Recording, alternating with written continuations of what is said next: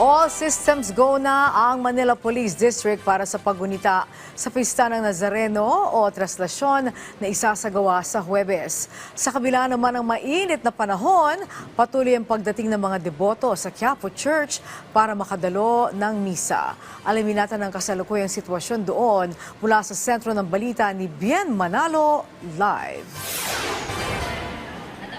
Angelique, 2 araw bago ang pista ng Puong Jesus Nazareno, tuloy-tuloy pa rin ang pagdating ng mga deboto dito sa Menor Basilica and National Shrine of Jesus Nazareno sa Quiapo sa Maynila. Alam mo Angelique, hindi alintana ang mainit at maalinsangang panahon para sa ating mga kababayan na makapasok lamang doon sa simbahan at makapakinig ng banal na misa. Karamihan sa kanila ay nagmula pa sa malalayong lugar, bit-bit ang kanilang mga kahilingan at panalangin. Gaya na lamang ni MJ na mula pa sa NAIA ay dumiretso ng Quiapo Church para magsimba. Galing Amerika si MJ at mahigit 20 taon na siyang nagtatrabaho roon.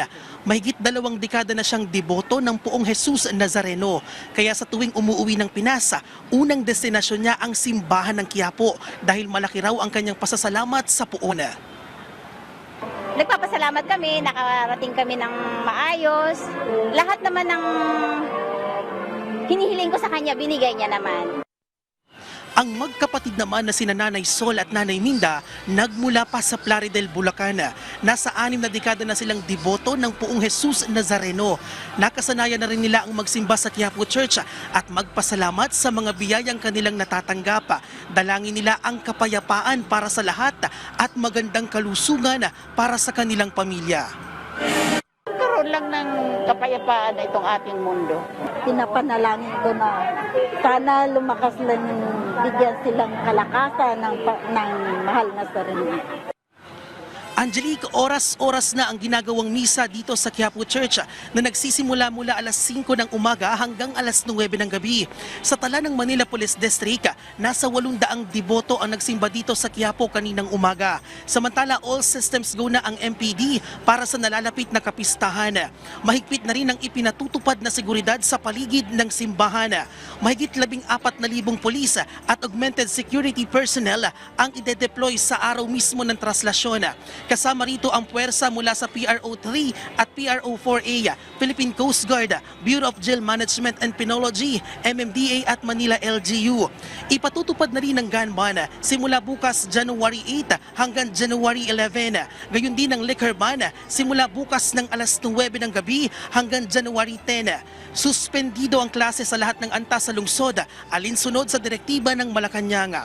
Noong nakaraang taon, umabot sa 6 na milyong deboto ang nakiisa sa traslasyon at inaasang mas papalo pa ang bilang na ito ngayong taon. Samantala, buhay na rin ang mga nagtitinda sa paligid ng simbahan at inaasahan na rin nila na lalakas pa ang kanilang bentahan habang papalapit ang kapistahan. Mabili, ngayon matumal. May araw na mabili, may araw na matumal. Angelique, inaasahan na ng pulisya ang dagsa ng mga deboto at balyahan ng mga tao sa mismong araw ng traslasyon. Kaya mahigpit ang kanilang paalala sa mga deboto na kumain ng sapat at huwag pupunta sa traslasyon na nasa impluwensya ng alak. Pinapalalahanan din nila ang mga nagtitinda na mag-ingat, lalo na doon sa mga stick na maaring makatusok sa paa ng mga deboto at maging alisto at mapagmasid sa kapaligiran. At kung may kahinahinalang mapapansin ay agad daw na i-report sa mga pulis. At yan muna ang update dito sa Menor Basilica and National Shrine of Jesus Nazareno sa Quiapo sa Maynila. Balik sa iyo, Angelica. Okay, mag-ingat na lang ang lahat. Maraming salamat, Bien Manalo.